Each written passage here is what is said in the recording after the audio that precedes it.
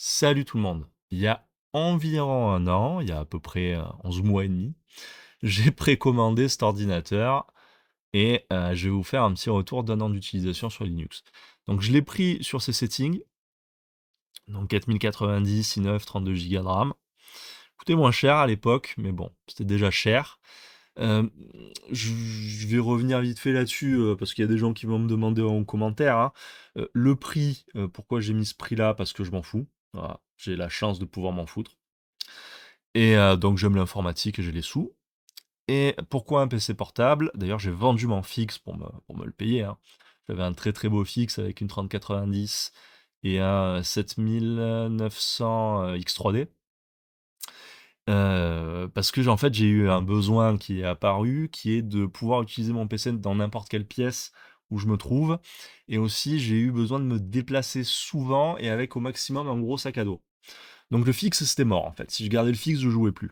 Enfin, je jouais 10 fois moins.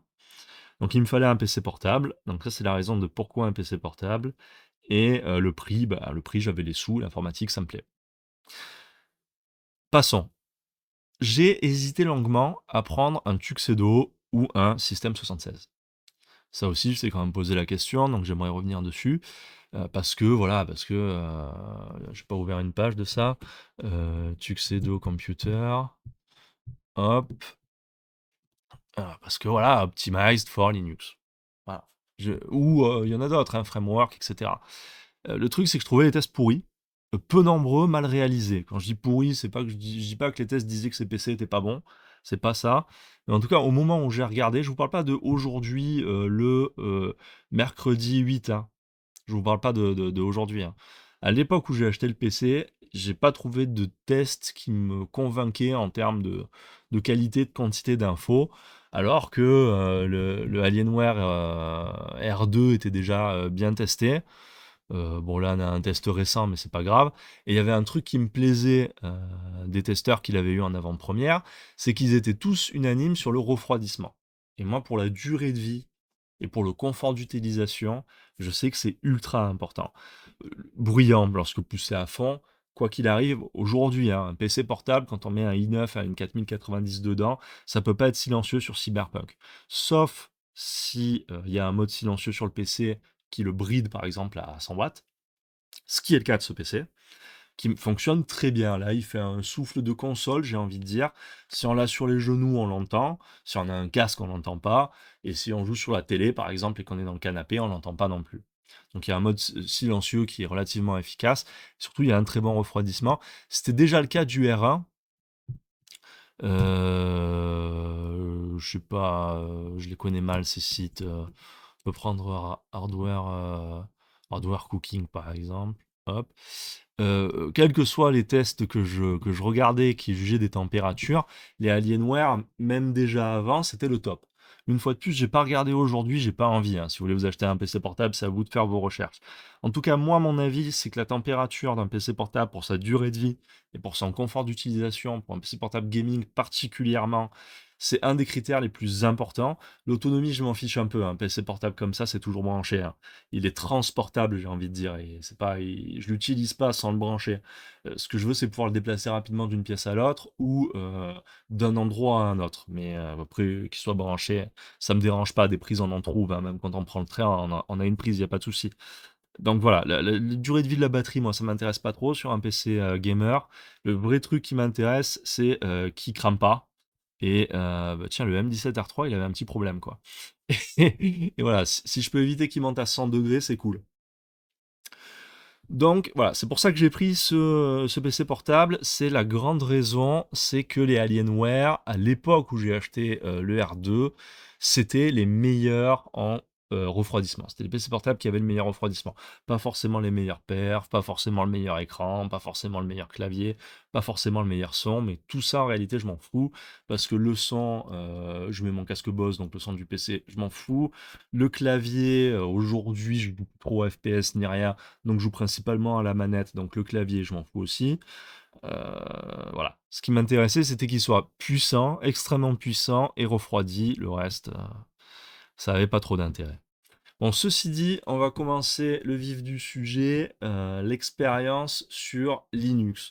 Donc j'ai ouvert pas mal d'issues, je vais pas toutes vous les montrer, mais j'ai ouvert pas mal d'issues. Est-ce que l'issue a aidé à corriger le problème? Je sais pas, parce que je crois pas qu'il y ait de mec. Ah si, je crois que lui, plus ou moins, c'est un top contributor seulement. Il n'y a pas de mecs de Nvidia qui m'ont répondu. Le fait est que ça a fini par être corrigé, celui-là. Donc, le premier problème que j'avais, c'est que le G-Sync était pété. Le G-Sync, pour ceux qui ne savent pas ce que c'est, je vous le fais en deux mots. Euh, Votre carte graphique, elle envoie des FPS qui varient. Par exemple, votre jeu, il peut chuter à 30 FPS, mais être en moyenne à 80 et avoir des pics à 150. Et lui, l'écran, par contre, on va dire qu'il balance 120 120 Hz stable. Donc quand il n'y a pas d'image, il faut qu'il en multiplie une par deux. Et quand il y a trop d'images, il faut qu'il la coupe en plein milieu pour envoyer la suivante. Et c'est ça qui fait le tearing. La synchronisation en verticale, ça fait un tampon. Je le fais en simplifié, c'est plus compliqué que ça, mais c'est pas grave. Ça fait un tampon et ça attend qu'une image soit complètement affichée pour en envoyer une autre. Donc, on n'a pas de tearing. L'image est quand même vachement mieux avec la V-Sync, sauf que on a de la latence, puisqu'on a un tampon qui attend qu'une image s'est affichée complètement avant de lancer l'autre. Ok. Le G-Sync, ça permet de ne pas avoir de tearing et de ne pas avoir de latence, parce qu'on n'a plus besoin de la V-Sync, et au lieu d'avoir un tampon, ce qui se passe, c'est que l'écran s'adapte à ce qu'on voit à la carte graphique. Si la carte graphique envoie 43 FPS, eh ben, l'écran il va être en 43 Hz, et si la carte graphique elle envoie 123 FPS, eh ben, l'écran il va être à 123 Hz. Comme ça, il n'y a pas de tearing et pas de latence. Bon, c'est quand même super et c'était pété. Et ça, c'est un truc qui a fait que j'ai quand même pas mal joué sur Windows, hein. J'ai pas mal joué sur Windows, hein. J'avais le double boot Windows Linux et j'ai pas mal joué sur Windows jusqu'à ce que ce soit corrigé. L'autre truc, c'est le DLSS 3, le FrameGen, hein, qui est arrivé sur Linux très tardivement. Là, c'était pas un bug, hein, c'était juste pas dispo. Je prends le premier article au pif. Ouais, j'aime pas, même si c'est français. Hop, je préfère Gaming on Linux. C'est une super source, Gaming on Linux. Si vous parlez anglais, après il y a Google Trad, mais Google Trad, ça peut vous dire des bêtises. Et il n'y avait pas le FSR3. Moi, je suis pas un grand fan du FSR3, du FSR3 ou DLSS3, c'est pareil. Le DLSS3, c'est du Frame Generation, hein. Le mot DLSS est là pour faire joli, parce que DLSS, ça veut dire Deep Learning Super Sampling, ce qui n'a rien à voir avec du Frame Generation, mais NVIDIA appelle tout DLSS. Le DLSS 3.5, par exemple, c'est ce qu'on appelle un denoiser, un filtre anti-bruit, qui permet que les reflets du ray tracing soient moins flous, ce qui n'a aussi rien à voir avec le DLSS, mais ils ont appelé ça DLSS 3.5. Il y a une super vidéo de Vieux Con Gaming en français sur YouTube qui vous explique ces histoires de DLSS, c'est n'importe quoi, mais en gros DLSS est devenu une marque. Bon, nous, ce qui nous intéresse, c'est la partie Frame Generation. La partie Frame Generation, c'est votre GPU calcule une image et l'autre est reproduite par l'IA quasiment sans coûter de perf. En réalité, ça en coûte un tout petit peu, mais presque sans coûter de performance. Et apparemment, là, il y a eu des progrès. Là, au moment où on parle, il y a le DLSS 4 qui permet de coûter moins, donc on devrait gratter encore quelques FPS. Bon, le problème, c'est que surtout à l'époque, je parle d'il y a un an, là maintenant ça va un peu mieux, mais surtout à l'époque, le Frame Generation, je le trouvais quand même un peu moche. Et surtout, comme j'aime beaucoup la tech et j'aime beaucoup me renseigner sur ces choses-là, j'ai l'habitude de regarder des vidéos de Digital Foundry, de Hardware Unbox, de Gamer Nexus, où ils montrent en fait les qualités et les défauts de ces techs. Et du coup, je sais parfaitement où regarder pour voir les défauts. Et quand on sait où regarder pour voir les défauts, on voit que ça. Donc je suis pas forcément fan du Frame Generation, même si le DLSS de base, pour moi, il n'y a aucun problème dans la plupart des jeux, hein. Le vrai DLSS, le Deep Learning Super Sampling, aujourd'hui, dans la plupart des jeux, quand il est bien implémenté, ce qui est le cas de vraiment de la plupart des jeux qui sortent aujourd'hui sur PC, je le trouve quasiment invisible. Même quand on sait où regarder, il faut faire un screenshot et se poser quoi, pour faire la différence entre les deux. En jeu, il est quasiment invisible, c'est un peu dommage de s'en priver vu les perfs que ça fait gagner. Par contre, le Frame Generation, non seulement c'était vraiment pas parfait il y a un an et aujourd'hui ça l'est toujours pas tout à fait, Mais en plus, on prend de la latence et on prend un bon x2 en latence à peu près. Ça dépend les jeux, ça dépend si on peut activer réflexe ou pas. Ça dépend plein de choses, mais on se prend quand même à peu près un x2 en latence, des fois un peu plus, des fois un peu moins. Donc c'était pas fou, mais même si c'était pas fou, dans certains jeux, ça va bien, quoi. Il y a des jeux qui s'y prêtent bien. Il y a des jeux où tout à fond, avec le path tracing, Alan Wake 2. Alan Wake 2 avec tout à fond, il est vraiment sublime. Et le fait de passer, grâce au DLSS 3, de, je vous dis une bêtise, de 50 FPS à 100 FPS, même si au niveau ressenti latence, c'est pas fou, c'est pas très grave pour un jeu comme ça, pour un TPS troisième personne, qui est un peu dur à Alan Wake 3, Alan Wake 2, mais il est pas super dur non plus. C'est pas très grave de se prendre un peu de latence en plus. Par contre, passer de 50 à 100 FPS, même si des fois on peut avoir 2-3 glitches, c'était quand même très appréciable, parce que en tout cas, moi personnellement, je commence à avoir du mal à jouer sous les 90 FPS, hein. Plus je m'habitue à jouer au-dessus, des 100, 120, 130, 140, avec un PC comme ça, selon les jeux, je peux jouer à plus de 150 FPS, mais à plus de 200 FPS. J'ai du mal à 90, je suis content, quoi. Donc pour des jeux comme ça, comme Alan Wake 2, qui s'y prêtent bien, où il était pas trop mal implémenté, le DLSS 3, c'est quand même cool. Et donc, pas de G-Sync jusqu'en juillet, pas de DLSS 3 jusqu'à il y a un mois, enfin il y a 2 mois, allez. Il y a 2 mois en fait, hein, puisqu'on doit être pas loin de. Bon, on n'est pas loin du 12, on est le 8, donc ça, c'était il y a 2 mois. On va dire que j'ai un peu joué sur Windows à certains jeux, hein. Il y a des jeux que j'ai fait sur Windows, on va pas se mentir. Voilà. Autre problème, qui lui n'est toujours pas corrigé par contre, c'est que on a une perte de perf sur DX12. Alors, je peux vous mettre plein de sources. Vous aurez toujours des gens pour dire chez moi ça marche. C'est pas vrai. Aujourd'hui, on le sait, c'est pas vrai. Si un mec vous dit chez moi ça marche, je lance du DX12 avec Nvidia sous Windows et j'ai zéro perf par rapport, j'ai zéro perte de performance par rapport à Windows, c'est pas vrai. Ils vous mentent pas forcément, hein. Je dis pas que les gens qui disent ça sont des menteurs, mais soit leur Windows est mal foutu, ils ont un problème sur leur Windows, soit ils se sont plantés, ils n'ont pas fait gaffe, leur jeu il peut se lancer en DX12 et DX11 et ils l'ont lancé en DX11. Soit ils n'ont pas fait assez de bench, ils ont fait un bench et ils ont eu un problème au moment où ils ont fait leur bench Windows.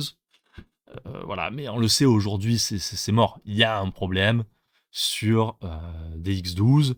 On sait ce que c'est, d'ailleurs, hein. Il suffit de lire les issues là. Vous trouverez, alors je sais pas trop comment ça se prononce, pseudo, c'est Philippe, il s'appelle. Vous trouverez Philippe, qui est le développeur principal de DXVK. DXVK, c'est ce qui sert à traduire DX11 est inférieur en Vulkan. Parce que sur Linux, des DirectX, c'est mort en fait. Ce qu'on fait, c'est qu'on le traduit en Vulkan. Et il est aussi un gros contributeur de comment ça s'appelle, de VKD 3D, qui lui est le bout pour DX12.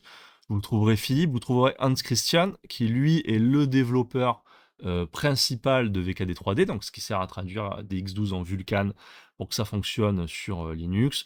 Vous avez plein d'issues, hein. Vous tapez DX12 NVIDIA et vous allez en trouver tout un tas. Et vous trouverez leurs réponses, hein, et ils sont très clairs, hein. Le problème, on le connaît. Le problème, on le connaît. Nvidia est fermé, donc ils peuvent pas exactement savoir comment le driver fonctionne, ne communiquent pas, n'aident pas, et ont une implémentation Vulkan pourrie. On le sait. C'est la raison. Ils communiquent pas, ils aident pas, c'est fermé. Bon, on va pas se mentir que ce soit l'un et l'autre, ils ont des AMD et ils veulent plus entendre parler de Nvidia aussi. Mais il y a sûrement des patchs à faire côté VKD 3D, c'est-à-dire que VKD 3D n'est pas parfait, parce qu'à un moment, il y en avait qui disaient c'est de la faute de VKD 3D. Vous verrez, hein, on en parle. C'est un des premiers trucs. Il y a Shelter qui a fait un super travail, et il dit que c'est la faute de VKD 3D, parce qu'en fait, VKD 3D, on peut l'utiliser sur Windows. On peut s'amuser à lancer des jeux avec VKD 3D sur Windows. Et avec VKD 3D, on a les mêmes pertes de perf sur Windows que sous Linux. Donc il a dit c'est de la faute de VKD 3D. En fait non, ça marche pas comme ça. Ça marche pas comme ça. C'est pas la faute de VKD 3D. C'est pas la faute de VKD 3D. Si Nvidia avec Close Source communique pas et ont une implémentation Vulkan particulière qui fait qu'ils sont complètement dans le flou et qui est mauvaise hein, selon TKG. Des développeurs qui travaillent avec Valve, selon Hans Christian, selon Philippe, voilà, selon les mecs qui bossent dessus, l'implémentation Vulkan de Nvidia du driver est pas bonne, que ce soit le driver Linux ou le driver Windows. Donc on sait pourquoi, et là là-dessus, il y a rien à faire. Il faut attendre, il faut prier pour que Nvidia fasse quelque chose. Voilà, c'est tout. Et ça c'est embêtant parce que les pertes sont relativement importantes. En gros, c'est en moyenne dans les 20, 30, 25 plutôt, hein, franchement 20% de perf. Il y a des jeux où on perd que 10%, mais c'est en gros dans les 30%. Et en vrai, ça va d'une fourchette de moins 5, moins 10% selon les scènes du jeu, à moins 45, moins 50% s'il y a le RTX activé. Et quand on est dans une ville avec beaucoup d'IA, j'ai remarqué ça, il y a Unreal Engine 5 qui fonctionne très mal. Il y a le moteur des Resident Evil, le moteur de Capcom, RE Engine, qui fonctionne très mal. Si on est dans une zone dure à calculer, la chute de perf va être encore plus importante que dans des zones un peu vides. C'est le cas de Final Fantasy XVI. Final Fantasy XVI, dans l'open world, quand il n'y a pas trop de choses à calculer, j'ai une perte qui est de l'ordre des 5%. Ce qui peut expliquer aussi qu'il y a des gens qui disent chez moi ça marche, hein, ce que je disais tout à l'heure. Selon ce qu'ils testent, selon le jeu qu'ils testent et l'endroit où ils testent, la baisse de perf, elle peut être assez faible. Pour peu qu'ils aient un petit problème sur leur Windows, ils n'ont pas d'écart. C'est pour ça que je dis ils mentent pas. Ils mentent pas quand ils disent chez moi ça marche, sauf que non, ça marche pas. Chez toi ça marche pas non plus, chez toi t'as un problème, c'est tout. Et par contre, dans des jeux, dans d'autres jeux, ou dans ces mêmes jeux, genre Final Fantasy XVI, mais ce coup-ci dans un village avec beaucoup de PNJ, là on peut se prendre du moins 40, moins 45%. Le jeu il tourne à 100 FPS plus sur Windows, et vous l'avez à 60, 50 sur Linux, quoi. C'est vraiment dégueulasse. Et ça, c'est un problème qui n'est pas corrigé. C'est un problème qui n'est pas corrigé. C'est un problème qu'on ne vit pas tous pareil. Typiquement, Air Max, il vit bien. Air Max, il vit bien, hein. Il a une 4090, lui, de PC fixe, qui est plus ou moins 2 fois plus puissante que ma 4090 de PC portable. Quand il perd 30% dans un jeu et qu'il passe de 240 FPS à toujours quelques centaines de FPS, il s'en fout un peu. Il dit, bon, je reste sur Linux, je suis tranquille. Moi, dans FF14, dans un village, quand j'ai, avec les mêmes settings, hein, vous pouvez regarder les deux images, elles sont complètement semblables. Quand j'ai 106 FPS sur Windows et que j'ai 65 sur Linux, surtout que ça sent le FPS moyen, hein, les chutes, c'est pas la même. Hein. Bon, au moins c'est stable. Le jeu est, à part dans certains villages, quoi qu'il arrive, de toute façon, quand on joue sur Windows, sur Linux ou sur PlayStation, Final Fantasy XVI, il y a des stutters. En fait, de manière générale, il me semble que c'est un jeu Unreal Engine 5. Hein. De manière générale, Unreal Engine 5, il y a des stutters. Hein. Hein. Ouais, c'est ça, hein, c'est un Unreal Engine.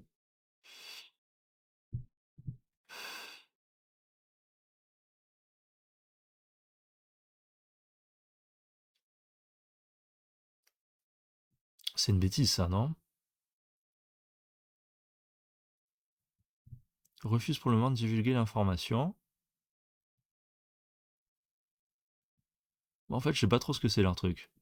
Bon, en tout cas, le remake, c'est sur Unreal Engine, et bon. En tout cas, que ce soit de l'Unreal Engine ou pas, ça stutter. Et sur les jeux comme Black Myth Wukong, etc., on peut pas trop y faire grand chose, il y a des stutters.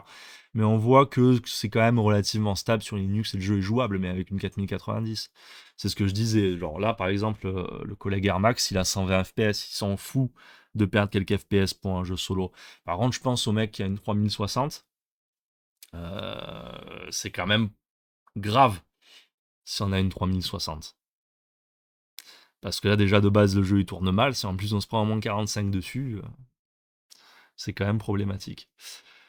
Donc voilà, ça, c'était les différents problèmes que j'ai eus. J'ai eu aussi Intel. Ouais, ouais. J'ai eu aussi Intel. Tiens, je l'ai mis dans astuces diverses, ça. Intel de CPU de génération 12 ou plus. Il y a une option. Alors, je vous laisse lire l'article là. C'est sur le code Berg de GLF. Vous pouvez le lire. Il y a hop, il y a l'issue sur le GitHub qui, alors c'est pas que God of War qui est touché.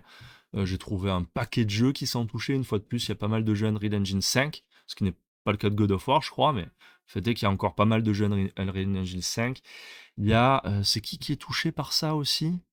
Il y a les Fallout qui sont touchés par ça. Et il y a Lord of the Fallen. Lord of the Fallen, il est touché par ça. Enfin, voilà, et je pense que je vous ai mis l'article en anglais en entier. Discussion GitHub, article sur Phoronix, voilà. Et donc en fait, c'est une option qu'a rajouté Intel au kernel Linux pour bloquer un truc qui s'appelle les split lock, qui en fait, il y a des apps qui sont ultra mal optimisées pour pas que ça fasse laguer le reste du PC. Ils l'ont bloqué à une certaine valeur et donc on peut le corriger, hein. On peut le corriger, mais ça c'est pareil, j'ai mis 1 mois, 2 mois à tomber dessus. Je crois que je suis tombé dessus par hasard, hein. Je crois que j'ai mis 2 mois à trouver ça, hein. Et du coup, j'avais des jeux qui étaient dégueulasses. Genre God of War, c'était pile au moment où je voulais faire God of War. Et God of War, si on sait pas ça et qu'on le désactive pas, il est dégueulasse le jeu. Dégueulasse. Et j'ai mis 2 mois à trouver la solution, quoi. Parce que il est mal optimisé, il faut le dire. Alors le jeu tourne pas trop mal en termes de FPS, donc on peut me dire, mais non, mais qu'est-ce que tu dis, God of War, avec les beaux graphismes qu'il a, il tourne quand même pas si mal. Ouais, bah le fait est qu'il abuse des split locks de manière absolument abusée, et que ça peut avoir un impact sur le reste du PC. Alors je vous avoue que quand on joue, on s'en fout un peu, puisqu'on est en train de jouer. Enfin, on peut ne pas s'en foutre, mais normalement on s'en fiche un peu, mais bon, voilà, le fait est qu'il est pas du tout optimisé sur les split locks. Et du coup, il se fait bloquer par cette option du kernel Linux, qui est là pour protéger le reste du système à la base. Voilà. Donc c'est pas forcément la faute de Linux ou quoi que ce soit, mais voilà, il y avait ça en plus où j'ai mis quand même un moment à trouver l'astuce. Donc là, il y a l'article en anglais en entier avec le problème qui est encore plus détaillé que dans mon article. Mais je vous invite à aller sur le code Berg de Gaming Linux FR. Je vous ai mis tout un tas d'infos, hein, la plupart des trucs là, c'est moi qui les ai écrits et j'ai essayé de m'appliquer le plus possible. J'ai essayé de sourcer à chaque fois. C'est encore pas assez sourcé à mon goût, il faudrait que je source plus pour éviter les retours du style c'est pas vrai, les chez moi ça marche. Parce qu'il y a quand même un paquet de c'est pas vrai, de chez moi ça marche qui tourne. Alors que généralement, après 4 ans à jouer sur Linux et surtout à aider des centaines de personnes sur GLF, sur ces sujets-là, j'en dis des bêtises encore, hein, mais pour que j'ose le marquer sur le code Berg, c'est que je suis à peu près sûr de moi, hein, tout ce que je vous mets là. Mais je sais qu'il y a des endroits où il faut que je prenne le temps d'ajouter des sources encore, ne serait-ce que sur le début de l'article, qui est assez intéressant d'ailleurs, ce dont on parlait aussi.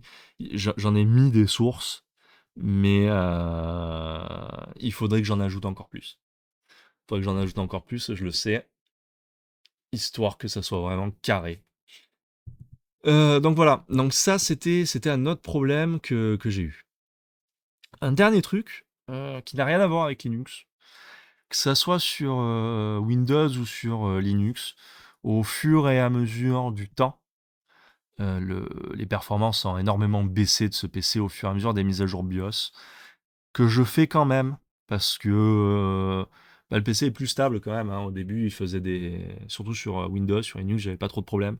Enfin, j'avais des problèmes que sur CachyOS. CachyOS, dès que je compilais un DKMS, il crachait. Mais à part CachyOS, j'avais pas de problème. Mais sur Windows, j'avais des blue screen of death. Enfin bref, voilà, on n'a pas trop le choix de les faire, ces mises à jour de BIOS, que ce soit pour des raisons de sécurité ou pour des raisons de stabilité du système. Mais force est de constater que entre les mitigations de sécurité, alors je sais pas qui prend quoi, mais entre les mitigations de sécurité et les patchs d'Intel, c'est soit un des deux, soit les deux, à un certain pourcentage. Ce qui est sûr, c'est que j'ai perdu plus de 10% de perf. J'avais à peu près les perfs d'une 3090 Ti dans ce PC portable, d'une 4070 Ti. pour parler de la dernière génération, ce qui était vraiment pas mal. Aujourd'hui, j'ai 10-15% de moins, que ce soit sur Linux ou sur Windows, hein. J'aimerais quand même parler de ce qui va, et de aujourd'hui du coup, hein. Donc aujourd'hui, après tout ça, une fois que G-Sync s'est corrigé, une fois que le Proton expérimental a poussé la frame generation, une fois que j'ai trouvé l'astuce pour corriger le problème du split lock, euh, et une fois que j'ai pris en considération le fait que les perfs ont baissé mais que c'est pas la faute de Linux, que j'ai la même baisse de perf sur Windows, où on en est? Ben on en est là. Voilà, on en est là. C'est-à-dire que une expérience Nvidia, somme toute, assez classique sur Linux, hein. J'en ai pas parlé, mais il y a eu aussi les énormes progrès côté Wayland. Là, je vous fais la vidéo de Wayland, et je passe 100% de mon temps sur Wayland, hein. Je ne lance plus de session X11, Air Max non plus, je crois, hein. Euh, je crois que Dice non plus, faudrait que je lui demande, mais on a un paquet, on lance plus du tout de session X11. Entre les énormes progrès de Wayland, alors là je parle peut-être en chinois à certains, mais en gros, c'est ce qui permet d'afficher les fenêtres pour faire ça en gros. Et c'est la nouvelle génération, enfin, ça, en réalité ça a 20 ans, enfin, ça a 16 ans Wayland, et ça fait une dizaine d'années que c'est par défaut sur Fedora, mais bon. Là, avec Nvidia, il y avait des problèmes, et là, depuis les 560 ou les 555, je me rappelle plus, il y a eu un patch qui s'appelle Explicit Sync, et là, ça va quand même beaucoup, beaucoup mieux. Bon, entre les progrès qu'il y a eu côté Nvidia et les progrès qu'il y a eu côté Linux, côté Wayland, etc., aujourd'hui, l'expérience Nvidia, elle est quasiment équivalente à celle de Windows, hein. Que ce soit sur un PC ou sur ce PC ou un autre. Elle est même meilleure parce que bah, on sent la réactivité du système, hein, je veux dire. Kernel Linux versus Windows. Hop. Windows 11. On va prendre Phoronix. Phoronix. Hop. Que ça soit. Ça, c'est quoi ça? 2023, ça va. 2000, allez. AMD, allez. Hop. Oh, bah, parfait, c'est la conclusion. Parfait. Donc voilà, en moyenne, Ubuntu, 15% plus rapide que Windows 11. Ubuntu, c'est pas la distribution la plus rapide au monde, hein. Sur 84 tests avec Intel Ultra.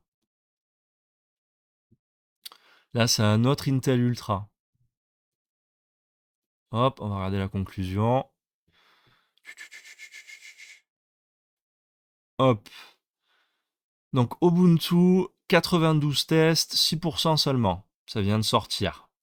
On aura sûrement des patchs beaucoup plus rapidement que Windows 11. Là, c'est AMD. C'est la conclusion ou pas? Non. Hop. AMD. Plus de 100 tests. 3% seulement. Je m'attendais pas à ça, hein. Selon les AMD, on a 25% de perf de diff, hein. Intel Arc. Ah bah tiens, voilà, celui-là par exemple. Zen 4. Threadripper. Là, Linux, il met carrément 20% à Windows. Voilà. Donc il y a ça. Il y a Linux, c'est plus optique. Le kernel Linux est factuellement plus optique que Windows. Et en plus, on n'a pas les 10 000 services de Windows qui tournent en tâche de fond, entre autres pour nous espionner. Et en fait, les deux cumulés, ça fait que l'expérience Linux, elle est quand même beaucoup plus fluide. De manière générale, elle est beaucoup plus fluide. Après, sur Linux, pour le gaming, on perd des trucs. Donc voilà, on perd des X12. Non, on perd pas des X12, j'exagère. Mais on va dire que moi, avec une 4090, même de PC portable, je le vis pas trop mal. Air Max avec une 4090 de PC fixe, il vit pas trop mal non plus. Maintenant, quelqu'un qui a une 3060, se prendre moins 40 dans certains jeux, fait chier quoi. Mais à part ça, on a quand même un PC qui fonctionne bien. Tout ce qui est inférieur à des X12, c'est parfait. C'est parfait, vraiment, hein, c'est parfait. On a même extrêmement souvent, hein, on a quasiment la totalité du temps, hein. Aujourd'hui, hein, je parle d'aujourd'hui. Si vous avez testé Linux il y a un an avec Nvidia, c'est pas vrai, hein, ce que je vous dis. C'est pas aussi vrai, du moins. Surtout si vous avez testé sur Wayland. Il y avait du frame passing, ça s'appelle. Enfin, il y avait tout un tas de problèmes. Mais aujourd'hui, sur Linux, à part des X12, qui en fait n'est pas DX12, hein, parce que je vous rappelle, ça passe à travers VKD 3D, donc quoi qu'il arrive, en jouant en Vulkan sur Linux. Mais à part DX12 passer à la moulinette VKD 3D, les jeux fonctionnent quasiment tous mieux sur Linux que sur Windows, hein. La quasi-totalité des jeux fonctionnent mieux sur Linux que sur Windows. Donc après, c'est à voir. Moi, aujourd'hui, j'ai pas de Windows. Partition manager. J'ai un SSD vide qui me sert pour tester des distros. Ah bah non, il doit y avoir GLF OS dessus. Il doit y avoir GLF OS dessus. Ah non, non alloué. Ah non, j'avais fait juste une petite partition FAT pour mettre à jour mon BIOS, justement. Hop, elle est là. BIOS. J'avais fait juste une petite partition FAT pour mettre à jour en 1.10 et perdre encore des perfs. Non, c'est pas vrai, celui-là m'a pas fait perdre des perfs. C'était vers 1.7, 1.8 que j'ai pris tarif. Je peux la supprimer, elle sert plus à rien. Donc j'ai un SSD vide qui me sert à tester, entre autres à bosser sur GLFOS, qui est un système d'exploitation qu'on est en train de développer avec Gaming Linux FR. J'ai un SSD avec CachyOS et j'ai un SSD avec les jeux. Aujourd'hui, j'ai plus rien, j'ai plus de Windows depuis un petit moment. Même si à un moment, j'ai fait un petit rage quit sur Windows, pour ceux qui ne savent pas. À cause de ça, hein. À cause de DX12, hein. À cause de DX12, j'étais en train de faire Final Fantasy XVI et Black Myth Wukong, et je me prenais du moins 30, du moins 40. Et c'est des jeux qui, à fond, sur Windows, sont pas si mal que ça, et sur Linux, deviennent dégueulasses, quoi. Et du coup, je me suis fait un petit mois sur Windows à un moment. J'ai un peu craqué, mais au final, pour les quelques jeux qui tournent vraiment mal, et au final, il suffit de les mettre en LV.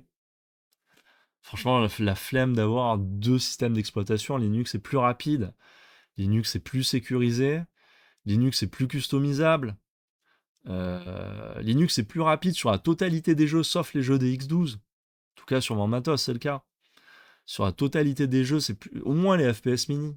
Au minimum les FPS mini. Si c'est pas au FPS average, si au FPS moyen Windows est devant, il sera pas devant au FPS mini. Même sur certains jeux des X12. Même sur certains jeux des X12. Donc pour les quelques jeux des X12 qui marchent très mal, soit je me prends mes moins 30%, soit je joue pas en ultra, je joue en élevé, et puis c'est tout. Au lieu de jouer en très élevé ou en ultra, je joue en élevé, je coupe le ray tracing, et puis voilà. Et au final, mon Final Fantasy XVI, je le finirai sur Linux. Je le finirai sur Linux. Aujourd'hui, qu'est-ce qui me manque vraiment de Windows? En dehors de ces 20-30% de perf, parfois plus, selon les jeux. Ce qui me manque vraiment, c'est les boutons en haut du clavier. Donc Alienware M18R2. Pas le review, je veux le site de Dell. Ce sont les boutons en haut du clavier là. Hop.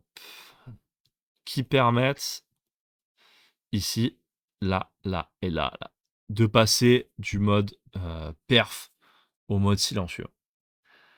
Que j'utilisais énormément sur Windows. Parce qu'avec le casque Bose anti-bruit, j'entends que dalle.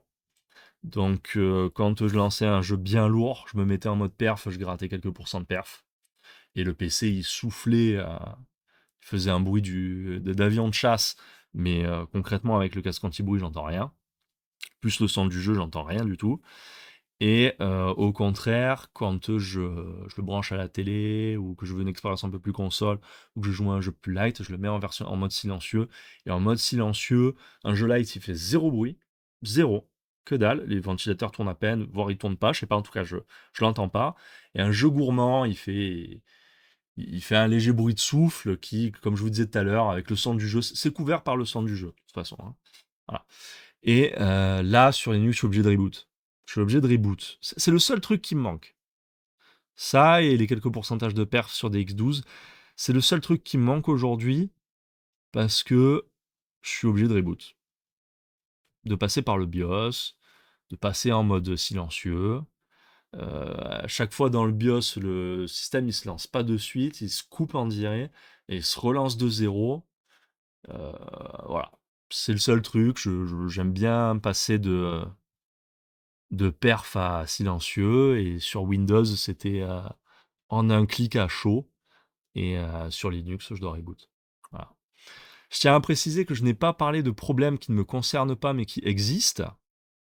Entre autres, bah, il y a un paquet de jeux qui fonctionnent pas, hein, sur une Linux, dû à l'anti-cheat. Ah oui, anti-cheat yet, ce que je vous conseille pour checker. Il y a un paquet de jeux qui marchent pas à cause de l'anti-cheat. Et bon, moi, ça me concerne pas parce que ce sont que des jeux compétitifs. Et le dernier jeu compétitif auquel j'ai joué, c'était League of Legends et j'ai dû arrêter en 2016. Donc, bah, il y a 9 ans, quoi. Donc, moi, ça me concerne pas du tout. Je compte pas jouer à des jeux compétitifs. Déjà parce que moi, j'aime gagner. Et à 35 ans, j'ai plus les réflexes de gagner. Moi, ce qui me faisait plaisir dans les jeux compétitifs, j'en ai énormément fait, hein. J'en ai vraiment énormément fait. Mais ce qui me faisait plaisir dans les jeux compétitifs, c'est de défoncer les autres. Je vais jouer à LoL pour mourir toutes les 3 secondes, être à la base et se faire insulter par ses mates. C'est pas intéressant, hein. Ni jouer à CS pour passer son temps mort, c'est pas intéressant. Ce qui est sympa, c'est de défoncer tout le monde. Et j'ai plus le niveau de défoncer tout le monde parce que bah, plus les réflexes et plus le temps de jeu. Parce qu'il faut quand même poncer les jeux pour avoir un très bon niveau. Et la deuxième raison, j'en ai un tout petit peu parlé, même sans l'expliciter clairement, c'est toxique. Mais alors, qu'est-ce que c'est toxique? Plus le monde avance, plus le monde est toxique, que ce soit dans les jeux vidéo ou pas, hein, que ce soit les réseaux sociaux ou n'importe quoi. Plus on avance dans le temps, plus c'est toxique. Et moi, voir les gens qui s'insultent à longueur de journée, ça me va plus. Ça me va plus. Donc moi, ça me concerne pas, mais ça, vous devez le savoir, hein. Si vous jouez à un jeu, il y a moyen que, bah, qu'il fonctionne pas sous Linux à cause de l'anti-cheat. Et même s'il fonctionne, il y a moyen que du jour au lendemain, il fonctionne plus. Et ouais, à cause de l'anti-cheat. Et ça concerne que les jeux compétitifs. Aujourd'hui, les jeux non compétitifs fonctionnent day one sous Linux à peu près nickel, surtout si on a une AMD. Mais même avec Nvidia, à part s'il est DX12, ou là, s'il est DX12, on peut avoir quelques soucis. Euh, Même avec Nvidia, c'est à peu près correct, hein. Donc voilà, on n'est pas si mal que ça sous Linux. Les deux trucs qui manquent, c'est les deux boutons du haut pour Switch et bah, les pourcentages de perf en DX12, mais il y a juste à attendre que Nvidia bouge ses fesses, soit en aidant Philippe et Hans Christian de VKD 3D, soit leur donnant une solution, je sais pas, soit en améliorant leur driver, mais et en faisant un truc côté driver de leur côté. Mais voilà, c'est les deux trucs qui me posent problème aujourd'hui, et pas assez pour que j'ai un double boot actuellement du moins. Je change souvent d'avis là-dessus, je vais pas vous mentir, parce que ceux qui me connaissent le savent. Là, en ce moment, je ressens pas le besoin d'avoir un double boot. Il est possible que s'il y a un gros jeu qui sorte et que j'ai 40 FPS sous Linux, et parce que c'est un DX12 et 60 FPS sur Windows, il est possible que je me remette un Windows pour le faire, histoire d'avoir 60 FPS, quoi, et pas 40. Et bien entendu, c'est si Nvidia corrige pas ça, c'est le dernier PC Nvidia que j'achète. Si Nvidia corrige pas ça, moi je veux rester sous Linux. Toutes les raisons énoncées, hein, c'est plus fluide, voilà, plus customisable, plus respectueux de la vie privée. Si Nvidia corrige pas ça, mon prochain PC, ça sera un AMD, hein, c'est fini Nvidia. S'il corrige pas ça, c'est fini. Voilà, sur ce, je vous dis à la prochaine. J'espère que cette vidéo vous aura plu. Je vous fais des bisous. Ciao.